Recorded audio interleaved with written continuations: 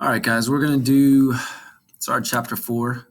We're going to do triangle classification. And I'm hoping that actually a lot of it is for review from your prior classes. So there's two ways to classify triangles, and that's really name the triangles. One, if you look at this T-bar and kind of say one way is by angle measures, and the other way is by side length. So let's start with the angle measures. So you notice that we have 4 different triangles here. So when you have classify by angle measures, and when you have 3 angles in the triangle that are less than 90 degrees, aka acute angles, then it's an acute triangle. And if we have equal angular triangle, that was where you have the 3 interior angles are congruent, and they're going to be 60, 60. So it's 60, 60, 60. So you have all angles are congruent there.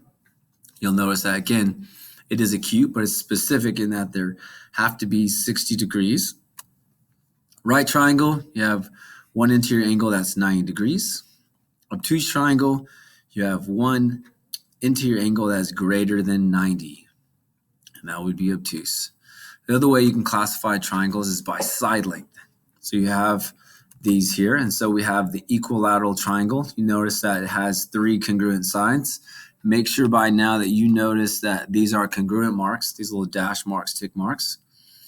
Remember, algebraically, anything congruent in geometry, you can always set those equal to each other. So if there's expressions there, algebraically, P equals P. Isosceles triangle has at least 2 congruent sides. You'll see that these 2 congruent marks here. So that's the isosceles. And then if you have no congruent sides, we have the scalene triangle. You'll notice that you can combination play. So this would be an example of classifying by both angle measure and side length. So this would be an acute isosceles triangle. So you have, these are the 2 congruent sides. And this is a right scalene. So you have the right angle, and then you have no sides congruent. So that would be a combination of doing by angle measure, and by side length. All right, let's look at what we have. A theorem here. It's really important. You've probably heard it before. And so this first one over here is the triangle sum theorem, which says for any triangle, the 3 interior angles will sum to 180 degrees. So you've noticed that it says angle A, angle B, and angle C equals 180 degrees. So take the 3 interior angles, will always sum to 180, no matter if it's incredibly large triangle, incredibly small triangle, and if it's a medium triangle, it does not matter. Size does not matter for these triangles. The interior angles of a triangle will always sum to 180 degrees.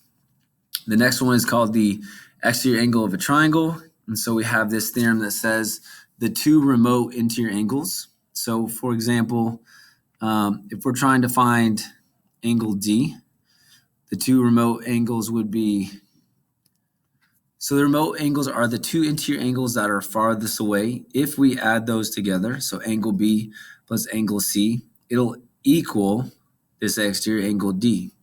So for example, if this is 30, and let's say that this is 80, if we add those together, angle D would be 110. That's as simple as that. The 2 remote, so the 2 interior angles farthest away, if we add those together, it'll equal its exterior angle. If you look over here, so these are more, that they make them sound fancy, but it's going to be more common sense. So remember, triangle sum says that the interior angles of a triangle will sum to 180. And this says if you have a right triangle, so that would be angle C here, 90 degrees, the 2 other interior angles will be acute angles.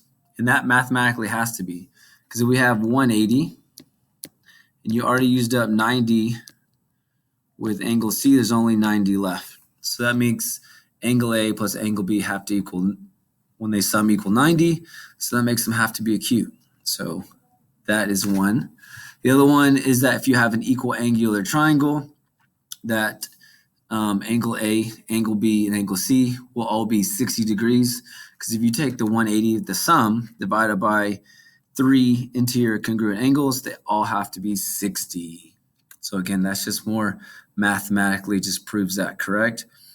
We'll talk about congruent triangles a little bit later, so we're going to kind of skip that. How to prove congruent triangles, we'll skip that and get back to that. There's two other things that we need to talk about.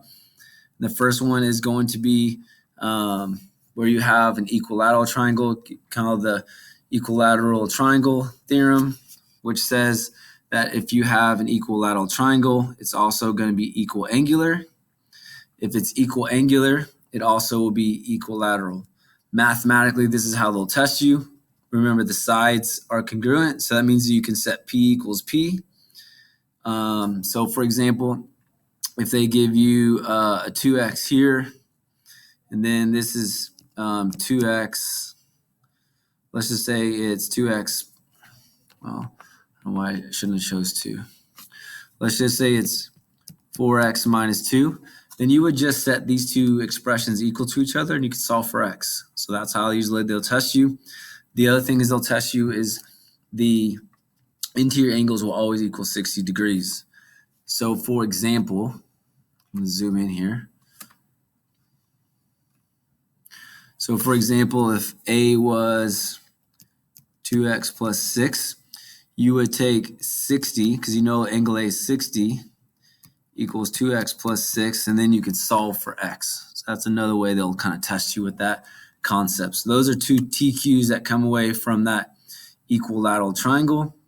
The other one's the isosceles triangle theorem, which says if you have an isosceles triangle, these are these opposite sides congruent. So if these opposite sides are congruent, then its opposite angles are congruent. So that would be if RS is congruent to ST, then you have angle R is congruent to angle T. The converse is true as well. If we have angle R is congruent to angle T, then SR is congruent to ST. So remember, if it's isosceles triangle, if the opposite sides are congruent, opposite angles congruent. If you hear the word congruent, a lot of times there's going to be a congruency theorem where you're going to have P equals P with the sides. Also with the angle R and angle T, it's opposite angles. Also, with the angles they like to do, it's so nice you stamp it twice. For example, if angle T is 70 degrees, then angle R is 70 degrees. The idea is if you know one, you know the other. Those are the only ones that we need to talk about today. I hope you guys took some away from the video. Not any game changer things. I think they're all pretty straightforward. Until we see you next time.